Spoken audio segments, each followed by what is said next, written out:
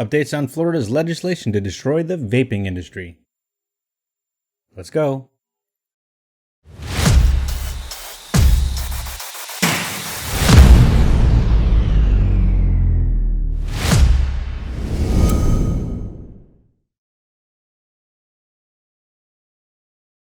Uh-oh, hey everyone, welcome back to That's Wicked Up. Sorry I've been gone for about a week and a half or so. Real life things cropped up and I had to take care of some stuff, but here we go, right?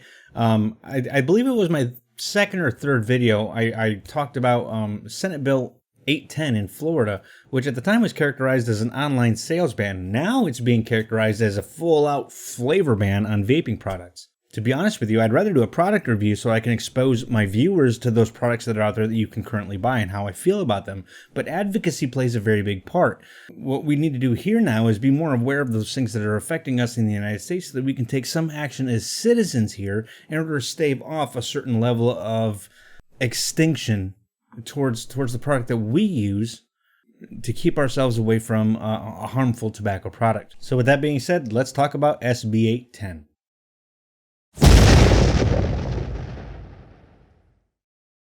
I'd first like to preface this conversation by addressing the call to action on the CASAA website. Now, before I get into that, if you're not a member of CASAA, which is the Consumer Advocates for Smoke-Free Alternatives Association, I highly encourage that you do that. What that will do for you is that you'll get calls to action on vaping-related legislation that's happening in your states, and it will also give you some information on how you as a citizen can respond to that legislation. And let me pump my brakes again just a little bit. There's been a lot of legislation and a lot of changes that have happened to Senate Bill 810 in Florida since I had my last video on it. And I'm not going to go into each and every one of those amendments, but I'm going to talk about the most recent update, which happened last Wednesday on the 11th. So on Wednesday, March 11th, the House of Representatives in Florida voted and passed Senate Bill 810, which is now characterized as a flavor ban. Originally, it was characterized as an online sales ban, but now it's characterized as a flavor ban, which is I would say, equally, if not far worse, in my opinion. But it had an amendment. While that amendment goes to some distance by addressing concerns about licensing for vapor businesses in Florida, the unchanged portion of the bill will ultimately shut those same businesses down by banning 80 to 90% of vaping products that these businesses sell. Next, I'd like to go into talking about an article that I read on FloridaPolitics.com, and I apologize because I want to read the entire thing. I find it very interesting. There's a lot of very good points in here that I'd like to talk about. So talking about that, it's FloridaPolitics.com. It's an article by Renzo Downey. Legislation to raise smoking and vaping ages while while it awaits Ron DeSantis' signature. Now, Ron DeSantis is the governor of Florida, if you didn't know. Legislation to raise the smoking and vaping ages to 21 heads to Governor Ron DeSantis' desk after the senators approved the House's changes to their proposal. House members approved a version Wednesday evening, punting the start date of the age hike 3 months to the start of next year.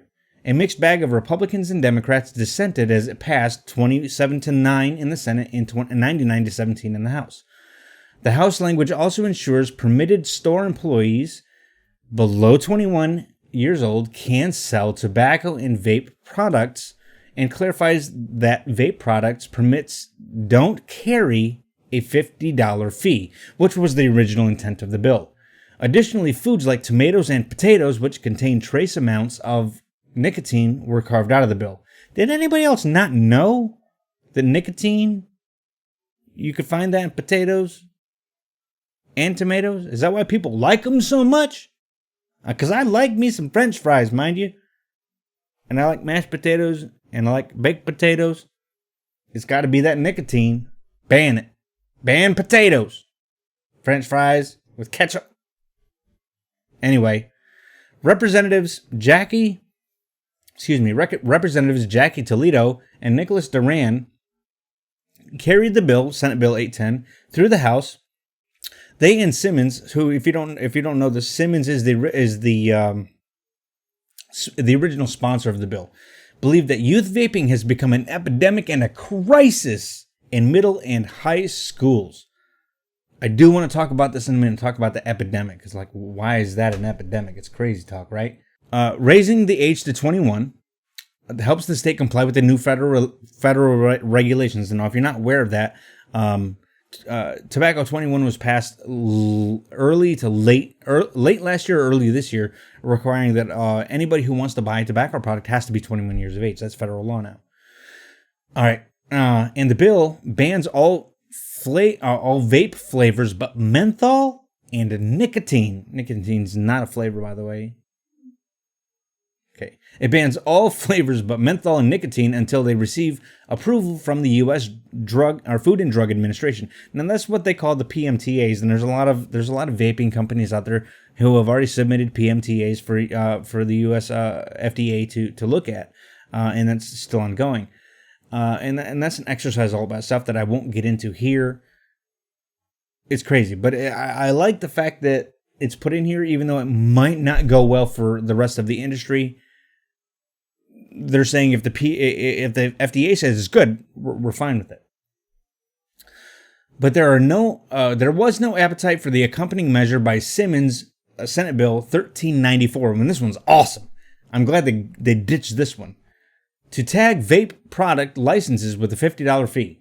Floridians in 2018 passed a constitutional amendment that the legislature needs a 2/3 vote to raise taxes and fees, and that just didn't happen.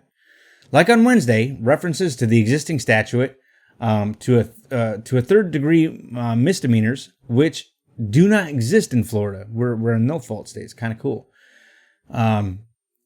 Cased a brief moment of contention. I'd love to have seen that. That would have been fun. A drafting oversight left the language in, and the lawmakers did not want to risk the bill's survival on an additional amendment to fix it when it hasn't caused a problem before. Senators voted 34-4 last week to send the primary bill to the House, with Republican Senators Aaron Bean and Jeff Brandes and Democratic Senators Audrey Gibson, who's the minority leader, and Linda Stewart casting the dissenting votes. But Thursday, Democratic Senators Lauren Book and Randolph Bracey, and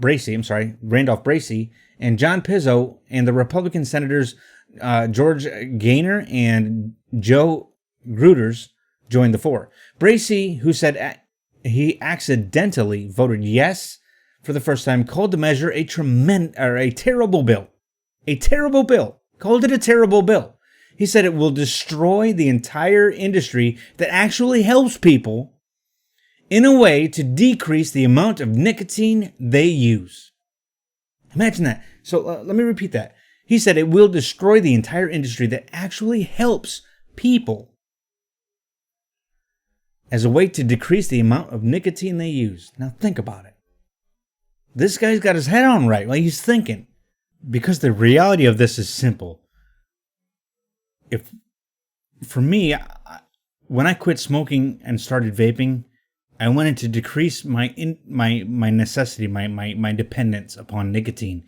And this gave me an opportunity to wean myself off of it in a way where I could be completely free of it. Now I'm vaping, no kidding, zero nicotine, zero nicotine e-liquid.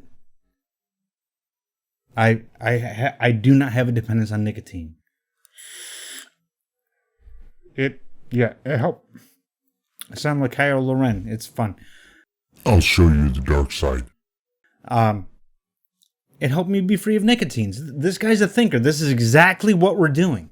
This helped me stop smoking and helped me then be free of nicotine. So there's a thing I wanted to go to a minute ago where we were talking about how youth vaping is an epidemic. And if you researched or looked at, and in fact it's available for download, it really is, the 2019 National Youth Tobacco Survey will show you that the number one reason that high schoolers and middle schoolers are using vape products is because they're curious about it. It has nothing to do with flavors. So the number one reason, and the numbers are there. If I go into this, the huge numbers game.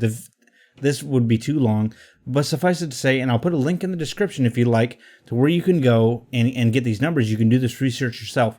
But the number one reason that youths in high school and middle school, according to the study, are using vaping products, they're curious about it. I mean, think about it. If I remember when I was a kid, and my mom was like, "Don't do it." Don't do what? I think my question was, because I was an ignorant kid and was very sheltered. So don't do what? She'd tell me what, and then of course my question would be like, why not? Kids are rebellious to an extent. And I think if you tell me not to do it, I'm going to do it anyway, only because, like, well, why shouldn't I do it? And I want to experience exactly what you're saying, maybe to an extent, is a thing. So the number one reason was curiosity. The number two was because of accessibility. Like they had friends or family members that actually used a vape, and like, oh, I want to try that too. It was just accessible to them. And the third reason was flavors. It was the number three reason. It was curiosity, availability, and flavors. In that order. I kid you not. I'll put a link in the description of this video to where you can go and get that the 2019 National Youth Tobacco Survey, and you can make that judgment for yourself. But that's what I got out of it. So as I've gone on that rant long enough, seriously though, if you're not a member of CASAA, please go to the CASAA website. It's www.casaa.org and become a member so you can get those calls to action. And so you know what's going on. You can do nothing, and that's fine. You'll have information available to you, and I think I got this, and I think he got it from somewhere else, but I watch Grim Green all the time, and I'm not putting his channel on blast. He has a lot of good information. You know what? I am putting his channel on blast. I enjoy his content. I enjoy his information. I enjoy the way he does things, and really, if you want good information, go there. God, hopefully I don't lose subscribers doing that, because that's terrifying to me.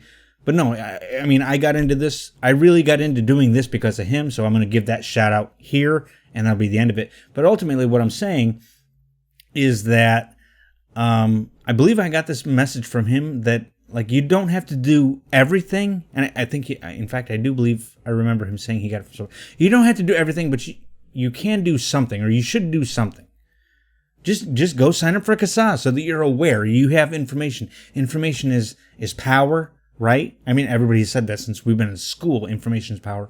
And if you've ever exercised that power, you know that knowledge is awesome. That being said, should you go to CASAA and you do make yourself a member, or at least you do look for those calls to action in the state that you happen to be living in the state of Florida on Senate Bill 810, the recommendation from CASAA right now is to wait until this legislation reaches the governor's desk. And then there's going to be probably calls to action for you to make emails or to phone call the governor and let them know. I mean, go to the CASAA website, and there's no kidding a canned response. And I wouldn't recommend using the canned response, but I would recommend using it as a template to maybe tailor it to a personalized message to give to the governor, to talk about your experience, how you quit smoking, what it has meant to you, and what it's going to mean when this has been stripped away from those who no longer have accessibility to it. Please, please, please, I highly encourage every one of you, get involved, right? This is what we do. This is our saving grace, right? Vaping saved us from constantly killing ourselves by inhaling combustible products. You know, pass it forward. Do it for the next generation of those who want to quit. And we all know how hard that is. We've all been there, and it's so hard. Smoking combustible tobacco products is the number one leading cause of premature preventable deaths in America and the world. If you're a smoker and you're on the fence about changing from smoking to a form of tobacco harm reduction, then give vaping a shot. I mean, I went on a really long rant here, and I do get it, but seriously, it's not that intense. It's just us reviewers and us content creators that are that intense, and we do that to deliver a message. But really, man, make your life better, because continuing to use a product that will ultimately kill you is just wicked up. If you like the content of this video and found it useful, helpful, or entertaining, please subscribe to my channel. select that bell icon right up there next to subscribe so you get the notifications when new content comes out. Usually I have a gimmick. I just didn't have one this time, and I'm working on my next one. If anybody, oh yeah, by the way, if anybody has any suggestions for something you'd like for me to do in my next video, by all means, let me know.